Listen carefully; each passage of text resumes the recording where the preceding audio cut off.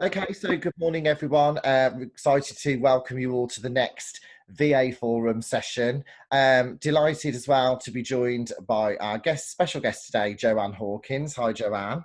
Um, I wanted just to also highlight the VA Forum committee members who are on with us today. So we've got Caroline, we've got Helen, who's just joining us now. We've got Hannah, and we've got Yvonne. So thank you so much to them as well for helping us spread the word for the VA Forum. Just to give you a little bit of information, the VA Forum is relatively new. We set up the VA Forum really to help and support virtual assistants across the West Midlands and obviously the wider area.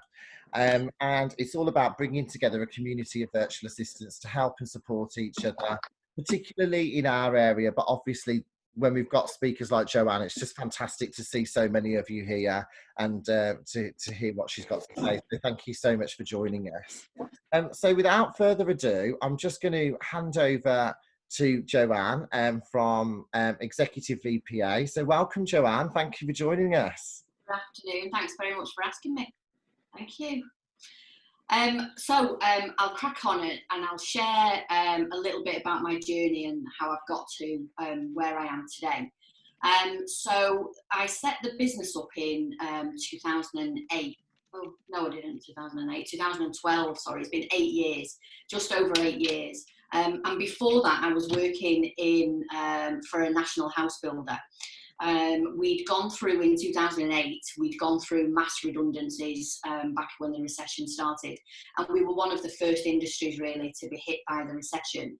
And over my time it was for Miller Homes, over my time there were a lot of people that left, obviously, and we kind of just ended up with, I think we lost 75% of staff during the recession, on site and office space as well. So it was pretty devastating. During my time there, I realised, and especially towards the end, I realised that for the people that were actually left working in the business, it was literally a dog-eat-dog environment. It was, you knew still that there were going to be people still that were going to be made redundant, and we probably hadn't seen the last of it. So for the people that were left there, there was so much competition to prove that you were really good at your job, especially if there was PAs still that were left, which there was only really 3 of us anyway, but in different departments, and especially the higher ones, so the directors, that you were competing so much. And I thought, if you're working that hard and you've got all of that back office support, so you've still got your holiday pay, sick pay, redundancy packages, maternity pay, IT support, how difficult is it for entrepreneurs out there that are within difficult circumstances, but they are competing and working day in, day out to build successful businesses and do what they do. So I took the decision at the end of 2011 to hand in my notice and to leave and set up and support those entrepreneurs and businesses that were still really struggling. I think I decided in about late November, I started to build a website and have conversations with people.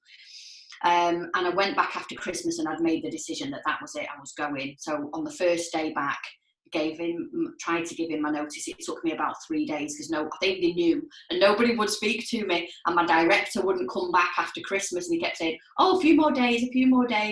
And in the end I said, and he lived in Yorkshire, and I said, I'm going to drive and meet you because I really need to talk. No, it's fine. So in the end I just had to go in his office, shut the door, and I rang him and said, look, this is what I want to do. So I gave my notice and I didn't have any clients, or I didn't really even have an idea. I just thought, God, it'd be dead easy. I'll get loads of work. There's got to be loads of joiners and builders and people out there that need PA support. That didn't work, by the way. But I thought, I've got to give it a go because I was just over 40, and if I don't do it now, then I'm never going to do it. And that was kind of one of the reasons that I decided to do it, but I had a couple of other ones. I've got, at the time I had a little Y, which was my 3-year-old granddaughter. And I wanted to be able to spend time with her growing up. When my daughter had started school, I'd gone back to work full time. So I'd never had that time with her. My daughter was working with us at the time as well, and I wanted her to be able to share things with her when she was growing up as well.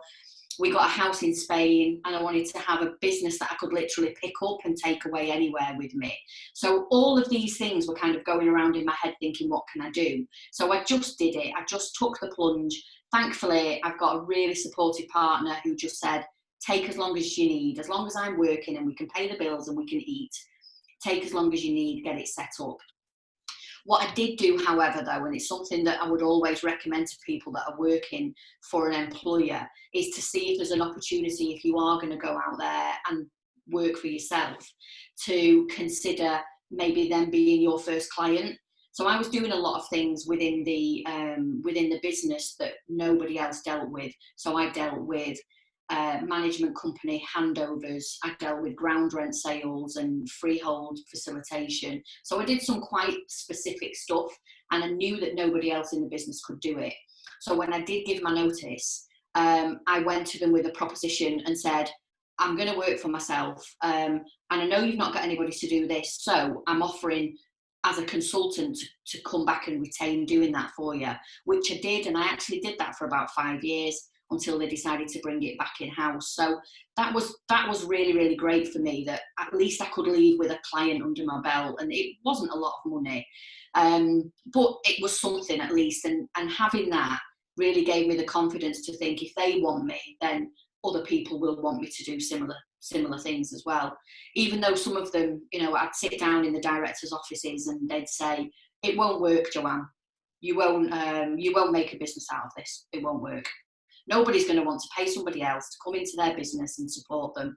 So I said, right, fine, whatever you think. And like 8.5 years later, and I'm kind of got a multi-award winning business, and spoken in London at conferences, and it does work. Let me tell you that it definitely does work. So if anybody ever says, if you are a VA or you're thinking about being a VA, it won't work, ignore them, because it will work. One of the biggest issues that I had, and I know it's a massive, massive big thing for a lot of VAs, is about networking. And I'd done all of the tricks in the book about going networking, and I had no confidence at all. Even thinking about some of the things now that I did makes me feel physically sick, because I thought I couldn't walk up to somebody and say, hi, my name's Joanne, what do you do? I literally would want to go into the toilet and be sick, because I couldn't. The thought of it, just, why didn't deserve to be in a room like that of business owners. I was just a little VA, and I didn't have a big business like they do, and I don't have the connections. And it took me a long time. I'd do the whole popping into the toilet about 4 times, pretending I needed to go because I couldn't face talking to somebody, or I'd stand there looking at my phone, pretending I was checking my emails when I didn't have any, because obviously I didn't have many clients. So I did all of those things, stopping at the door before I got in there and having to have a physically talk to myself to say, you can do it, you can go in and talk to people, you do deserve to be there. It took a long, long time. And I had a brilliant personal coach who sat me down and said, what do you think is going to physically happen if you talk to somebody? I said, I don't know. What if they think that I don't deserve to be there and I'm not a credible business owner because I just do a bit of admin because that's what people think? And she said, but that's not going to happen, Joanne, is it? You need to find something that you're comfortable with. And I realised that what I was comfortable with was telling people, especially women, but if the men were there with one, I'd tell them that they had a really nice handbag, and I really liked their coat, and God, isn't it rubbish outside the weather? And I'd go and stand by the coffee machine or the water machine, and I'd wait for somebody to come over and then say, oh, this coffee is minging, isn't it? It's not so nice. But because I physically could not talk to people. So they'd come over and they'd stand next to me, and I'd go, oh, I love your handbag. Where did you get that from? And they'd say, wherever. And then we'd have a conversation. And what do you do then? Oh, I'm Joanne, and I run an executive EPA. And like, oh my God, that's dead interesting. And I got the opportunity through, I don't know if any of you have heard of the Entrepreneurs Circle. I think that's based in the Midlands, actually, if anybody knows. Nigel Botterill, I think his name is. Yeah, that's it. Yeah, he runs the Entrepreneur Circle. So I joined, as you do in the beginning, you join everything to try and get yourself out there and meet new people. And I had the opportunity to go to an event in Bolton at the, I think it was a Reebok Stadium at the time. And there must have been about 600 people there. Well, I had to force myself to get out of the car, in the car park. I had to force myself to book it, and it was free. So I had to force myself to book it. I had to force myself to get out of the car in the car park. I had to force myself to walk in with people. It's only because people saw me and smiled at me, I had to go in. And then I put my hand on the door and thought, God, Joanne, just walk in the door. It does no, you're not going to die. No one's going to tell you to get out. Just walk in the door. So I did. And I did bump into somebody that I knew, which was amazing. But eventually I walked over to the water machine and I stood by the water machine. I poured about four cups of water, because that's how long it took for somebody to come over. And this lady came over and she introduced herself to me. She seemed really confident. And she said, so what is it you do? And because what I do, it's not transactional, it's not operational, it's about how I want to work with people and how I want businesses to be better and more productive, and more efficient. And the more I spoke about it, the more my eyes must have lit up and the more passionate I became about it. And at the end of the conversation, she said, oh my gosh, that's amazing. I'm a business growth advisor for the Entrepreneur Circle. You should come and work for us. You should be a business coach or a business advisor. And I was like, yeah, are you joking? I literally had to drag myself in the room to come and talk to people. And it was one of the biggest turning points. And it was probably only about 8 or 9 months into it. But it was one of the biggest turning points for me to think, I just need to talk about what I do. It's not about the doing anymore. It's about sharing what that is and sharing my passion. And everybody I spoke to after that said, God, you can really see how passionate you are about working with people. And I absolutely love it. I love all of my clients. Haven't loved all of my clients. I have to tell you that. I've had some clients where I've just thought, I would never choose to work with you again. Never. I would never choose to do this work again. But now I only work with the people that I really, really enjoy working with.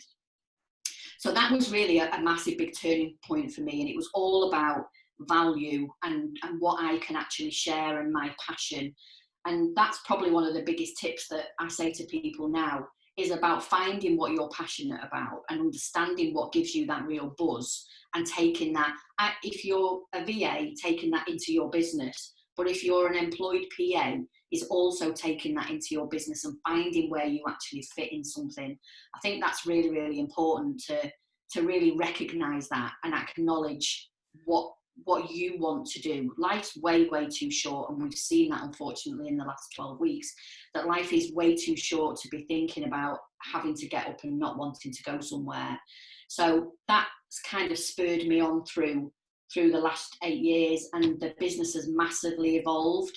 What I probably thought I was going to set up to do in the beginning, which was to be a stay-at-home VA, sit at my desk all day, go and pick Maya up from nursery and do a little bit of what I want. I've had to push myself out of my comfort zone to do live videos, to speak in front of people, to be an advocate and to be a kind of champion for the VA industry and put myself out there. If you would have said to me 8 years ago that I would have run a conference for VAs for 6 years, and I would stand up and speak to them, and I'd stand up at the office show in London and present to a room full of PAs, and I would have said no way. I'd have walked away there and then. Because the biggest thing I think that came out of all of that was, and which I do share with everybody, is it's not about believing you've not got any confidence, because it's really difficult to talk to people that you don't know and to talk about yourself as well. It's not about not having confidence. If you know what you can do and you're passionate about it, it's about being comfortable. So putting yourself in comfortable situations, because it makes it easier for you to then make that transition of not wanting to go networking. So I went into doing a lot of ladies only networking, and I'm not a massive advocate for only ladies only networking, but for me it really led a path, because I knew that there were women that were going to be feeling probably the same way that I did, unfortunately, a lot of men that I'd come into contact with, and I'm definitely not generalising, but they'd been the, you know, quite suity and everything's brilliant in my business, and you know, well, we do this and we do that, and I just want to go somewhere and say, do you know what, I'm having a really rubbish day actually. I'm proper struggling at the moment. I can agree with you, Joanne. I go to all the ladies networking events, and I'm normally the only boy in the room, and I absolutely love it. And hopefully the girls love me as well. I'm sure they do. I'm sure they do. And there's always tissues at ladies' events, because there's always someone that's going to cry and someone's having a bad day. And I think that's fine, and that's okay to be able to be in a safe environment. And just kind of touching on the conference before, that is what I wanted that to be. I want a totally safe environment for people to say, I'm really struggling, I'm not finding any clients, I don't think this is the right industry for me, but I've got some great skills. So I through the mentoring I do, through the conference, through with my clients, I want to build safe environments for people to be transparent and open, because that's the best way that we're going to do business with each other, is totally understanding and resonating with each other. And I do that with, you know, I resonate with all of my clients and those that will know me, and I can see Pam's on the call as well, and I know Helen, but those people that know me know I'm a straight talking northern woman, and I want to work with straight talking northern women that drink gin, because I drink gin and I like going out for lunch, and I'm a straight talking northern woman, and it's fun. And I never realised that until I looked back and thought, oh my God, look at all these people that I'm working with. She's like me, she's like me, she's like me. And now I know that they found me. I've not actually gone out and looked for my niche. They've actually found me because I resonate with the way that they work, with they think, what they want out of life and want out of their business. It totally resonates with all the things that I want out of my business as well. And I saw an interesting, I was on a call with, I don't know if anybody knows Amanda Johnson, who runs the VA coaching and training. And we were talking about niches. And Amanda said, thinking about your niche might not specifically be an industry or a task or a skill that you've got. It might actually be a person. And I thought, yes, actually, that's true with me, because it's not, I come from a property background and I do a lot of work in that. But really, my niche is those women that I really, really get along with. And if I find a straight talking northern man that drinks gin, and I have found actually quite a few of them lately, gin's a big thing even for men, which I love, I'll work with them, because I just want someone that wants to be challenged, wants to be straight talking, you know, doesn't want any jargon, doesn't want any corporate speak, because I don't do that corporate speak. And I've walked away from clients in the past who want a VA to do that and to work on a corporate level with, you know, clients that they've got. And I had to walk away because it's not me. I can't make myself be something that I'm not. So I now work with people that don't mind having a bit of a laugh and a joke on, you know, on the phone or on a Zoom call. Or I had a client yesterday and she said, can we do a Teams call?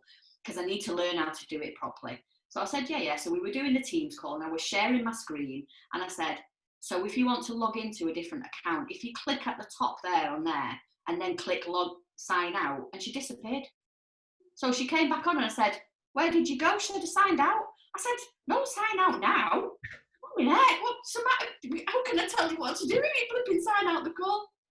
So we had a real laugh and a giggle about it. So that makes the world of difference to me, to be able to know that I really enjoy working with somebody that says, she even sent the invite and it said Dopesy team meeting or something, because that's what she sees herself as. So yeah, so that's kind of where I was, and the how I've developed and the business has grown. I think if you are setting up a VA business or you're in a VA business, is not be afraid of change.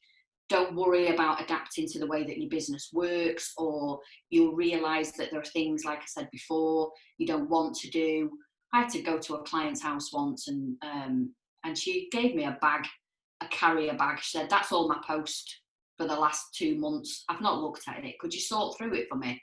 And I thought, bloody, I don't want to do this. This is not my kind of job. So she didn't last very long after that either. Because I realised I don't want to do that. It's not, there will be somebody out there that wants to do that, but it's not me. And the first time I went, she showed me around her house. And I thought, I hope you're not expecting me to clean it, because it needed a good clean. And I thought, I'm not a cleaner. But she said, I just wanted, and she never told me this for about 2 months, and I was really worried I was going to turn up one day and there was going to be some marigolds and stuff. And I thought, I'm not cleaning your house, love. So, and she said, I just wanted you to see how hectic my life was ultimately, that my house is a reflection of what my business is at the minute. And I really wanted, I said, good job, because there was no way I was going to be cleaning your flipping kitchen floor. That's not going to happen. So yeah, so there's been way ups and downs over the years, but do you know what? I wouldn't really change any of it, and I don't think that I've ever had a day where I've woke up and thought, I think I'll go and get a job. I think I'm totally unemployable, and I say this all the time. No one would have me anymore because I'm way too opinionated and I'm set in my ways, and I don't want to work before 9 o'clock in the morning. I'm not doing it, and I don't want to.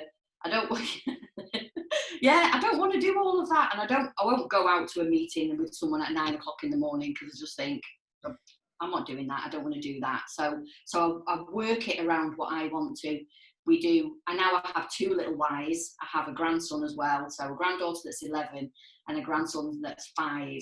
And on a Friday afternoon, we do Jungle Friday, when we can do Jungle Friday. And I pick them up from school and we go to a jungle play centre. And sometimes I'll take my laptop and I'll do a bit of work if I need to catch up. But as soon as they come over to the table, the laptop gets closed and then we have a chat and we play. So I make sure that I have the best life blend. And I'm not a big lover of work-life balance. But we have a life blend. So I don't mind working at a weekend. If Harry's at work, I'll work at a weekend. I don't mind, because it's my business, it's my choice. I make the decisions when I want to do it. I'll work at 8, 9, 10 o'clock at night. I don't mind that, because I don't work at 8 o'clock in the morning and 9 o'clock in the morning some days. And if I've had a long day the day before, I'll sit on the sofa in the morning and watch Killing Eve and have a bit of a catch up with a brew, because I can, because it's my choice and my business, and I work hard 99% of the time. So I think that, it's important how we see what we want and how we determine. I've been talking a lot online lately about being consciously aware, especially to clients, but also to VAs, that how we worked before lockdown and before COVID will have been what we thought was how we should work and how we want to work. We've all been thrown into this environment and this situation where we didn't have a choice. And for VAs, a lot of us do work from home and remotely, but even as owning a VA business myself, I would be out and about nearly all the time, and I'd maybe get one day in the office where I'd actually get to do work, and the rest of the time I'd be going and meeting VAs, I'd be meeting clients, I'd be working in clients' offices, and I'd be running back and forth. And this has made me realise I'm not going to do that anymore. I'm not going to do that after whenever we do get back to some kind of going out and meeting people. I'm not going to do that. So I'm consciously aware now of what is best use of my time, and I can still give my clients great value. But instead of me going and sitting in their office for half an hour and travelling for 45 minutes either way, I'll schedule a Teams call or a Zoom call, and they will now be consciously aware of how they work, and that they were maybe paying me for an hour and a half travelling time. Instead, they'll be paying me for 20 minutes of me being sat on a Zoom call with them. So that was really one of the things that I wanted you to consider going away with, is about being consciously aware of that work pattern looks like. So, what were you doing before? What are you doing now? And how do you actually want to combine both of them to when we come into some kind of new normality? I think it's going to be a long time before we get back to being anything like we were. And to be honest with you, I'm quite happy with that. I'm quite happy queuing to get into a supermarket, quite happy queuing to get into places, not going on any public transport, quite happy to work from home a lot more and be a lot more efficient and productive with my time, because I've had to do it, so I know I can do it. So looking at that consciously aware time frame is going away and thinking about that. And I would suggest everybody has a little bit of a moment to think, what do you actually physically want it to look like and want to be? Has anyone got any questions up to now, or because I'm consciously aware that I've just been talking for a flipping half an hour? Does anyone want to open up and ask? You can unmute yourself, obviously, if you want to ask Joanne any questions, or pop them in the chat box. No worries. Or otherwise, I'll just carry on talking. It's not a question I've got, Joanne. It's just I like Jean. I'm not a northerner, but we get on really well. Yes, we do. It's good to hear, because I started now. If I don't want to work at first thing in the morning, I won't, and I'll sit down and watch something, something that I like. But before, I used to get up and I'd be logging on at 7:30, even from home, working as a VA, staying, going, continuing all the time, maybe have a coffee break. But I had like a bit of an epiphany like yourself, and I don't do that now. If I want to have a break, I will. If I don't want to work on a Friday, I won't. I still get all my work done for everybody and everyone's happy, but I'm a lot happy. So thank you. It's nice to hear that's what you do as well, and it works well for me too. I think it's really important. The big thing is that we need to remember that if you are running a VA business, it's your VA business and you call the shots. You call the shots, you make the deals, you decide what you want to do and what you don't want to do. We have an inherent, as a PA, EA, office manager, VA, we have an inherent ability to want to support people, and we feel like we need to support people all the time. And if we don't, then we're letting people down. Had a phone call with a VA, hugely successful VA based in Yorkshire, about 2 weeks ago, and she booked a call with me. She's spoken at events, she runs a brilliant business, and she said, I'm really worried that I'm letting people down because I'm losing a little bit of motivation and drive because I'm homeschooling 3 kids. I've got a child that has got special needs, who only wants to learn at certain times, only wants me to teach her, not my partner. And I feel like if I don't respond to an email, that people are going to think, oh, she's not interested. And I said, but you've got to remember that they are also probably in the same situation. This is not something that's isolated within a certain industry or sector or geographical area. This is a worldwide issue at the moment, and we really need to cut ourselves some slack and say, it's okay to say on an email, I'll get back to you within 24 hours. Set it up as an auto response. Don't apologise. She then sent me an auto response that she'd done, and at the bottom she'd written, apologies for any inconvenience. So I sent it back and said, why are you apologising? Take it off and don't put it. And she said, I knew you were going to say that, so I took it off. So I said, it's your business, they're your clients, and they will still be there when your kids go back to school in September, October, whenever it will be. They will still be there because they've already seen the value. And also, she was worried about seeing on social media all these people saying, oh, business is brilliant, everything's going dead well, I've got loads more clients. I said, that's great if that's true.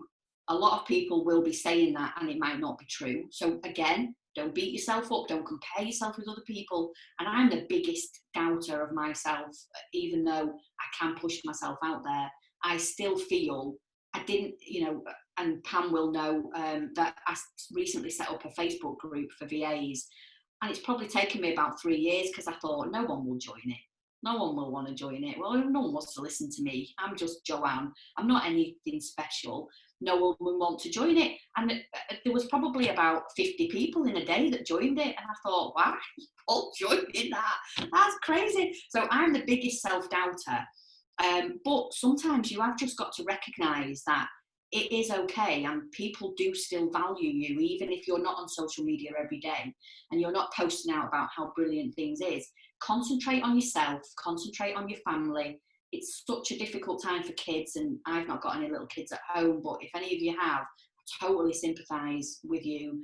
And I keep saying to my daughter, she keeps saying, oh, Theo's crawling the walls, he's 5, I can't control him, because he's bored, because he's normally at school from like 9 o'clock till 3 o'clock. And he's locked in a house with you and his sister all day. Cut the kid some slack. It's really, really difficult, put yourself in his shoes. But don't beat yourself up thinking you've got to teach him from 9 till 3. Don't know if anyone watches, and this is a little bit similar to that actually. Don't know if anyone watches, is it Ranganation? That Ramesh Ranganathan, he does a TV show. So he has people on Zoom like this. And there was a teacher on there, and she said, I just want to share with all you parents out there that are stressing about having to homeschool your kids all day. Within that whole time frame of your kids being in school, did you know that they actually only learn actively for 2 hours a day? The rest of the time is lunchtime, break time, putting on your coat, taking off your coat, getting your books out, sitting down. So when you're thinking, I've got to teach them from 9 till 3 every single day, and I've got to continue working, and I've got to build a business, and I've got to do whatever else, they're physically only working for 2 hours a day. So spend 2 hours a day in the morning, teach them, and then get them something else to do, or whatever you can do. But don't beat yourself up about not working on your business within that time as well, because it's a tough time. Do what you can do, and just don't be harsh on yourself because you're not maybe working as much as you were doing before. Like I said, we're in a worldwide situation. Everybody's experiencing the same things, and we just need to be a bit kinder to ourselves. Well, I was gonna ask, do you think that culture will change now? Now, for example, when you were saying about the emails and I'll get back to you within 24 hours, it got to the point where I think pre-COVID, it was kind of like everyone instantly wanted a response straight away, and we kind of developed this culture, this culture where emails would get responded to because there was just the level of emails that were there, and you're trying to get your inbox down and all that. I mean, I left my job with 985 emails in my inbox, which is just a nightmare. I know, but because of the quantity. But I was trying to constantly get back to people's, people want responses here and now. But I'm thinking, do you think that culture will change now going forward? That people will be a little bit more, they won't be immediately wanting a response all the time. I think it will depend on what sector you work in and where you work. I would hope so. I would hope that this will give people a different opinion of maybe what's important.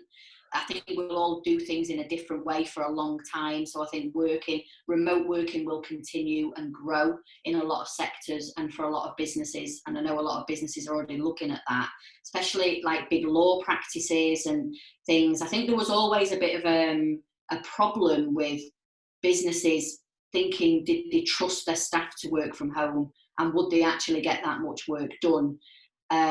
It's massively evident in PwC, PricewaterhouseCoopers, have, I know in Manchester, I think 80% of their PAs are VAs. So they are employed, but they work from home 4 days a week. And so as long as the work gets done in the right time frame, then they can work from home, and they come in and they just have a kind of weekly powwow with the other VAs, not with, and they call it their clients, I think, their directors and bosses. But they go in and they make sure that, everyone's okay, and have you got any problems? Has anything come up this week? But they predominantly, I think they do it at all PwC, I think, but Manchester, I can't even remember, I think it might be 150 PAs or VAs that work from home. So I think they kind of revolutionised that a little bit in the UK. But now I would hope that people will do it and people will be a little bit more tolerant. I think it will depend on what sector and the urgency of what you need. But it's going to be a long time. This is not going to be something that's going to, even though the government wants to obviously relax everything and get everybody back to work. But I think it will take time, and I think a lot of businesses will be a little bit more open to, as long as you get the work done and reply in a decent time frame. Yeah, I think things will change. But I think we've got, I'm not going to call them out, but I think we've got Debbie and Victoria on the call today, who are from PwC in Birmingham and work remotely, and they've just had this amazing sparkly new office that's been done in Birmingham, and a lot of them work, but they've successfully, Victoria, for example, successfully managed to deliver training and content to all of the VAs around PwC that were home working. They go into the office once a week and they build their teams together. And I think it's a really great example of how businesses are adapting to be able to be more flexible, allowing people to work from home.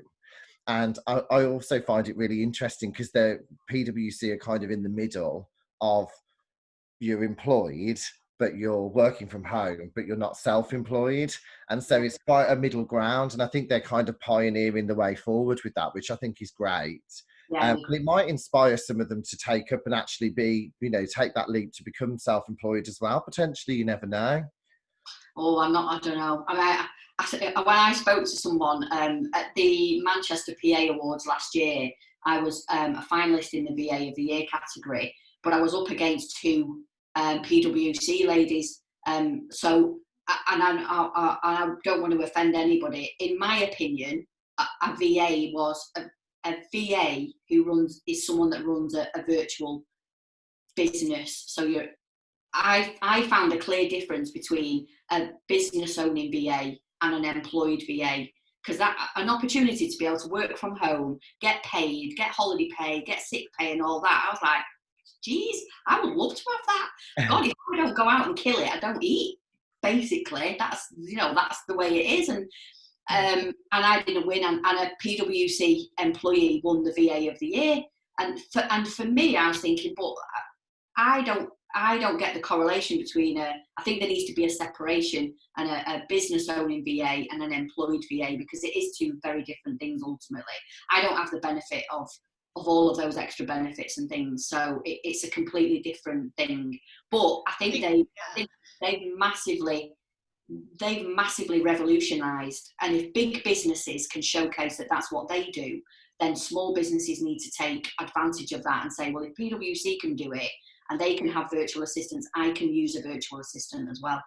So I think that's where the Birmingham PA Awards, they got it spot on last year with the category being an independent virtual assistant. Yeah. So it recognised those business owners, virtual assistants as business owners, but VAs that are employed could still be recognised as part of a team. So it was worked well for both, I think. Yeah, we found it.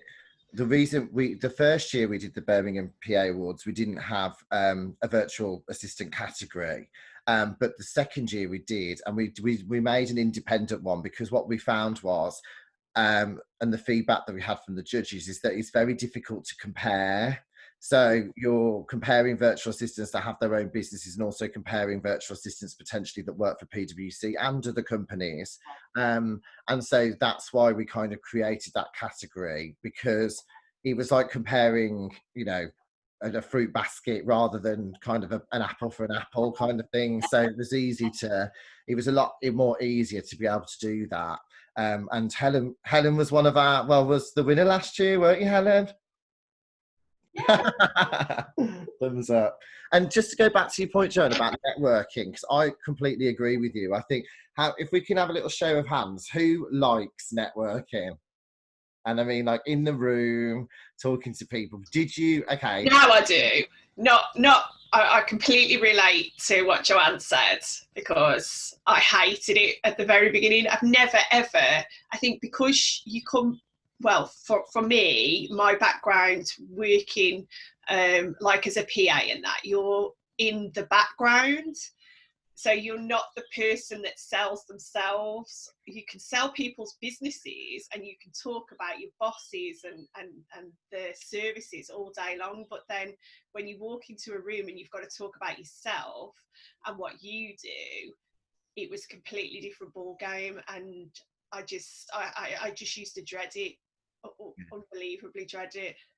It's hard. I think when I always remember the first ever PA Forum event we ever did, and we were in a bar, and it was an hour of networking followed by a speaker, and it was like Noah's Ark. Everybody came in twos.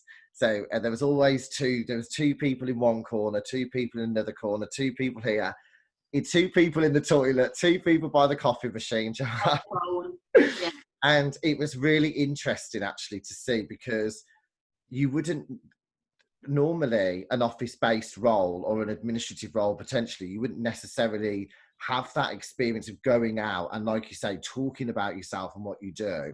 And I kind of look at that day and I look at where we are now, and I just think it's fantastic that we've come such a long way, and that networking is really important. I think it's really good to build those relationships, but also collaboration. And I think because do you work with associates, Joanne, as well? I do, yeah. Yeah. I mean, Yeah. I'm really interested about that because I'd like to know more about that if everybody else does as well. I'd be really keen to know more about how you work with the associates. Yeah, definitely. I'll just quickly touch on the networking. Obviously, there's a lot of comments now about networking. But one of the things we need to remember, especially about being a PA, or if you've worked on a reception anywhere, is the perception of networking. So networking means to kind of build a connection, or to connect with somebody. As a receptionist or a PA, or somebody that welcomes people into a business, which we've all done, is networking. It's connecting with that other person. It's having a conversation. Either you walk up to them and say, "Oh, hiya, welcome. I'm Joanne. If you need anything, just let me know." Networking, exactly the same. So seeing it in a different light is really, really important. And also about then going out, and Pam said about selling yourself, is just going and talking to somebody and not thinking about selling yourself. Don't think about selling what you do, just talking about how you help people. When someone's talking to you, maybe acknowledging, and saying, yeah, I know, and when I've worked with somebody else, they experienced da-di-da-di-da, they were really worried about this and their business really struggled with that. Yeah, so we did whatever, A, B, and C to help them do that. That's not selling yourself. That's just saying, this is what I do, and this is how I've helped people. So I work with VAs on that networking thing to get them to stop thinking about what that perception of networking is, and to look at it from a different point of view. But on the associate side, in the beginning, I thought that I would be the one that was doing all of the work, and it was just going to be me. I fast realised that there was a lot of stuff, like opening bags of post, that I didn't really want to do, but there was loads of other stuff that I didn't want to do and wasn't my skill set. Like, I did social media for a client, scheduling, didn't like that, decided I didn't want to do it anymore. Writing blogs for myself, didn't like that, couldn't do that anymore. So lots of little things that I learned, and I realised, and it was a really big step, and it was a really tough decision to make, mainly because of finances, was I realised that I had to get other people involved in the business, because I couldn't do all of the work, and I didn't want to do all of the work. So I started to, and again, through going to VA meetings and VA networks, and there's a great one in the Northwest called the Northwest VA Hub, and I met a lot of VAs through there. And then from doing the conference, I got to know a lot of other VAs who really like doing all that stuff that I don't like, that I think is boring, or I'm awful for. My daughter works with me normally, and she sits at the desk behind me. And if I'm doing something and I get bored, I'll say, right, I'm bored with this, Naomi, now I'm not doing it anymore, I'm giving it, you can do it. And I just give it to her, because she's getting paid to do it anyway. She don't care what she's doing. But I think, I can't be doing it, it's boring. But other people really love doing some stuff that I don't like doing. We have an associate that goes out and measures car boots for a client's website. So she physically climbs inside the car and measures the car boots. And she loves doing that. And I couldn't think of anything worse than doing that.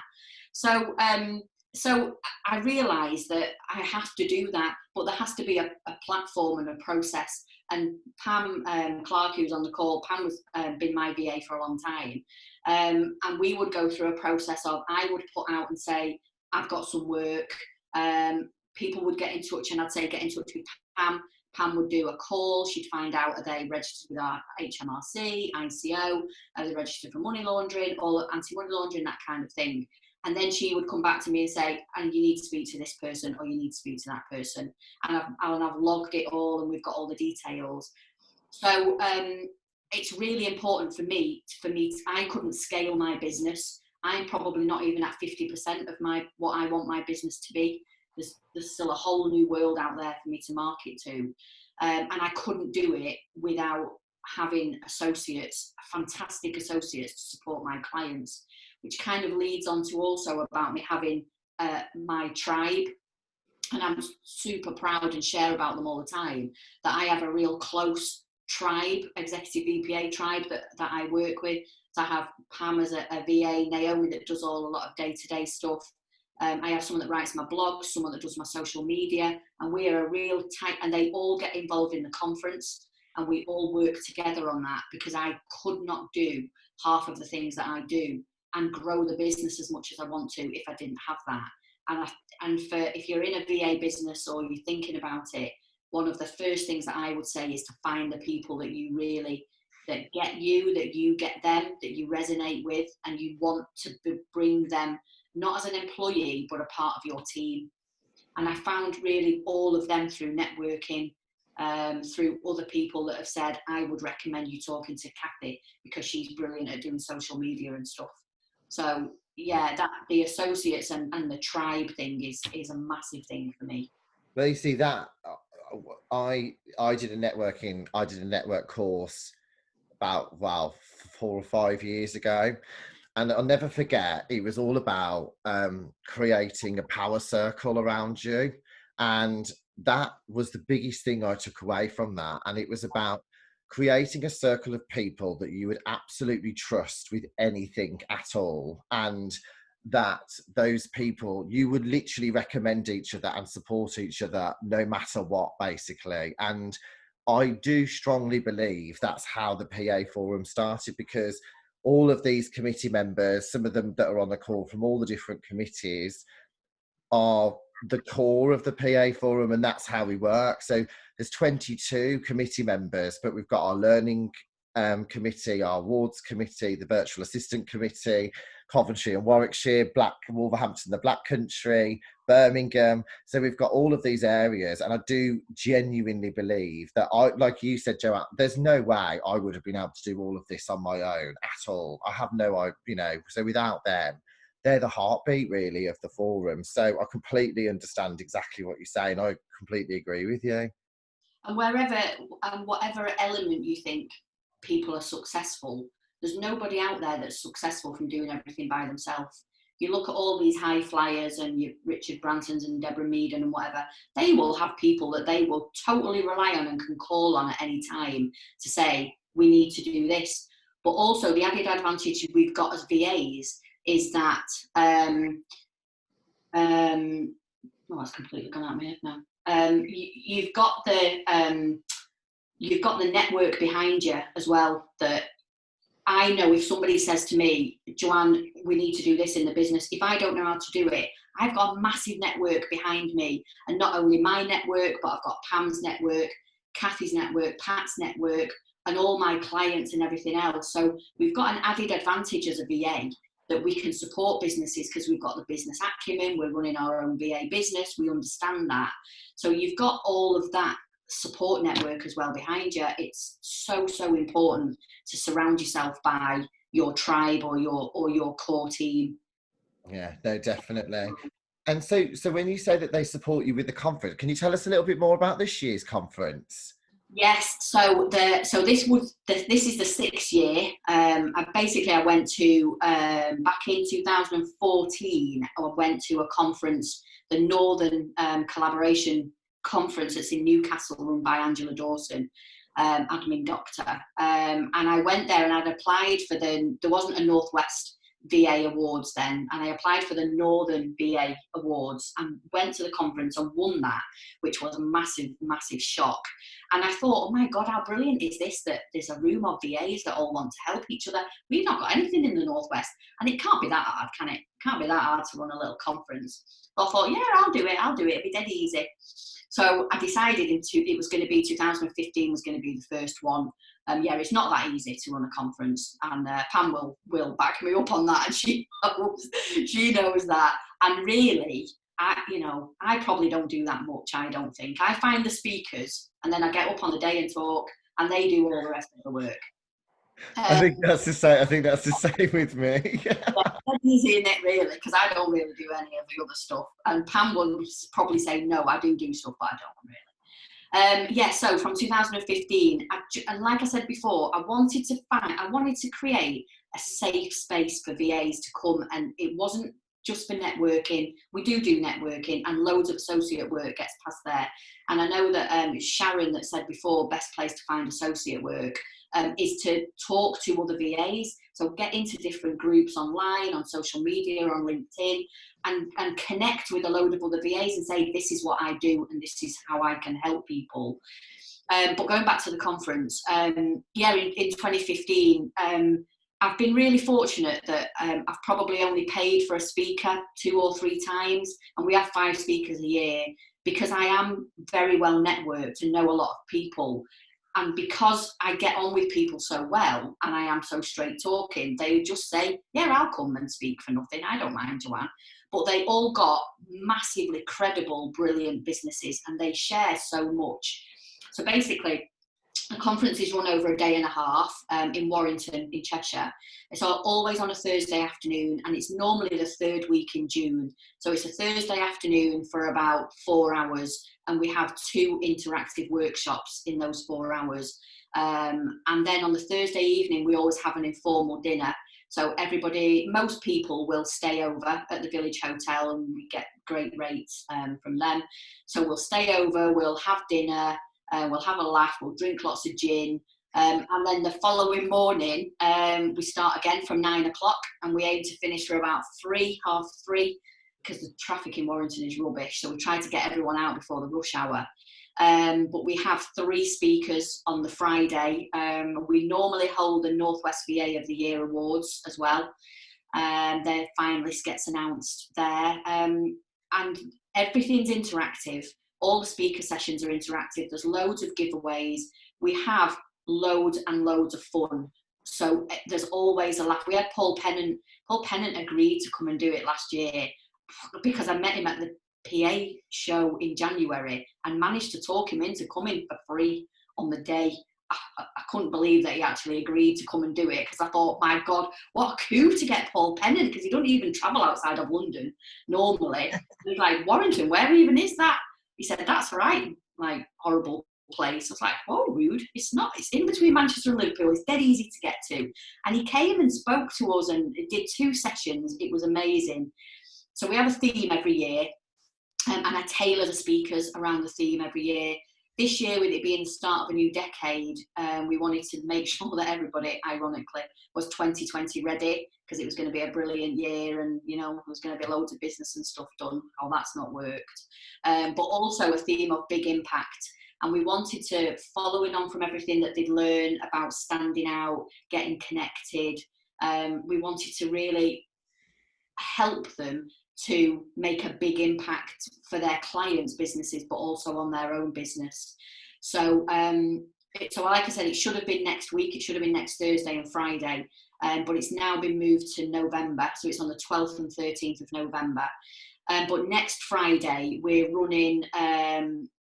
oh, Helen, yeah, last year, I am a non-exec director for Salford Red Devils Rugby League Club and sponsored a player. So Jake came and gave the award out last year. Not much work got done, did it, Helen, after Jake came in?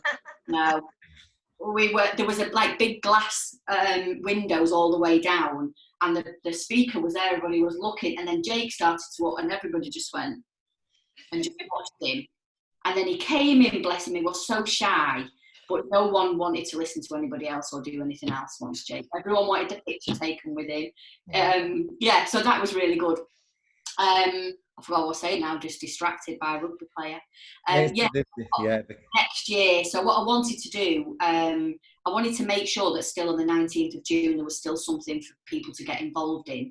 So I was only planning to host a day to announce the speakers, do an online session all day for all our 5 speakers to come online and to say what they were going to be talking about, what their business is. We were going to have a bit of an informal lunch and whatever. But when I was asked to go on a call with some industry experts, we were talking about how some VA businesses were really struggling to survive, basically, and some clients, the business had fallen off a cliff, and people were finding it really difficult. We decided that in conjunction with the online day on the 19th, we would provide 2 panel sessions with industry experts. Sorry, my fringe is in my long fringe because I've not had it cut. It's in my eyes. 2 panel sessions with industry experts such as Amanda Johnson from VACT, Caroline Wiley of Society of Virtual Assistants, Michelle Dale from Virtual Miss Friday, which she's based in Greece. She's got a massive VA business. We decided to bring them all together, and we'll have a really great day full of inspiration and motivation, sharing experiences and tips and advice. So that is now next Friday, the 19th. And on I'll put my website in here. And you'll find details of the online session there.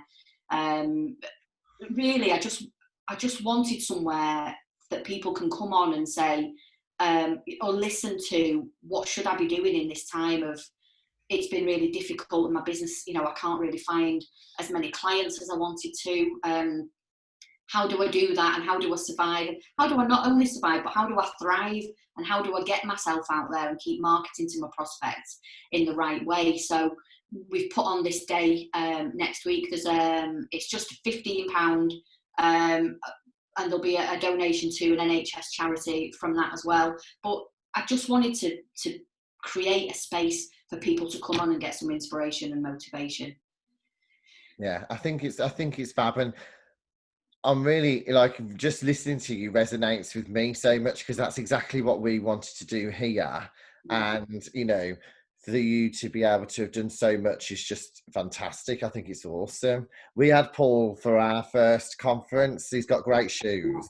He's got great shoes, and he's got his LinkedIn posts and stuff that he's been doing about cleaning his house and stuff lately. And I think it was about his new shower curtain or something, wasn't it? Does it? It's not about that. Is Paul's persona and his personality, and again, that's something that we all need to recognise and take away. You know, I recognise that I'm that straight talking northern woman, and I'm not corporate, and showcasing that and saying it's okay to be that, because this is me. People might not want to work with me because they think I don't like being told, you know, this is really what you should be doing, and I don't like someone being so direct, and that's fine, because there's plenty of other people out there. The same with VAs and the same with clients. There's plenty of people out there to work with different types of VAs, and not every VA will be every client's cup of tea. I think that's great, Joanne. And like I say, I think you've been really inspiring today. We've got a real good mix of people. We've got PAs on here, VAs, you know, experienced VAs, new VAs. We've got such a wide variety, and I think you've really obviously put some positivity and inspired people. So I'm really grateful. And before we go, has anyone got any burning questions for Joanne? Or what I will do afterwards is I'll do an email just copying her in, and then obviously if you need to, just please do keep in touch with her as well. Has anyone got anything burning they want to say? I haven't got anything burning, Dan, but just to say, I'm probably, amongst everybody on this call, the only person that's sort of an employed PA in a business. So first of all, it's really lovely to see completely new faces. I know there's a couple of people, Caroline, obviously, I know. But yeah, it's really lovely to meet you all. And Joe, what you've done is absolutely fantastic. This call has just been really fantastic to listen to. So thank you very much. And I just want to say as well, we had some great news yesterday, because Tracy, we had a call out from one of our local care homes who we support as the PA Forum chosen charity, and they put an urgent appeal because they've been losing £5,000 a week, and Tracy managed to secure $7,500 for them yesterday, which I think is absolutely amazing. So well done, Tracy. Fantastic. You worked really hard Caroline. To get that, and they will be really grateful for that. So I think you've done amazingly well done, because that's awesome. So thank you. Anyone else? Anyone else? No? Okay, well, just to say then, a massive thank you to Joanne for joining us. Thank you to the VA Forum as well for your hard work. I really appreciate it. They'll be joining you, and I want to try and come and join you as well on the 9th. Is it the 19th, Joanne, did you say? Yeah, perfect. We'll be promoting the conference for you as well, so thank you so much. Just to let you know, everybody, if you want to join we've got a VA Forum Facebook page. If you want to join us, then please do. We also have a PA Forum LinkedIn group, so if you want to join us on that, then you can do. We've got a travel session coming up tomorrow, so if you book rail, air, hotel or leisure travel, we've got travel counsellors, Click Travel and Park Regis Birmingham coming on to do a panel discussion. Next week, we've got a yoga session, and we've also got a session all about resilience. So I'll send you details on that. And then we're also just confirming the PA Forum live music quiz, which will be from a live studio, a live band playing. And that will be on the 24th of June at 7 p.m. So if you want to join us for that, I'll send out all the details. But thank you ever so much, everybody. It's been a joy to see you today. Take care. We'll share the recording on YouTube. And thank you so much again, Joanne. No problem. If any, we've got, as I mentioned before, we've got a Facebook group. If any VAs want to come over and join that, you're more than welcome. It's called Be a Standout VA. So if you want to come over, and I share some lives and stuff like that in there. So and if you want to come over and join that, more than welcome. We'll put the links into the VA Facebook page as well, Joanne. Brilliant. Yeah. Thanks, Caroline. Thank you. Awesome. Thank you, everybody. Have a fantastic day, and hope to see you all soon. Thank you. Bye. Thank you, everyone. Bye. Bye. Bye. Bye.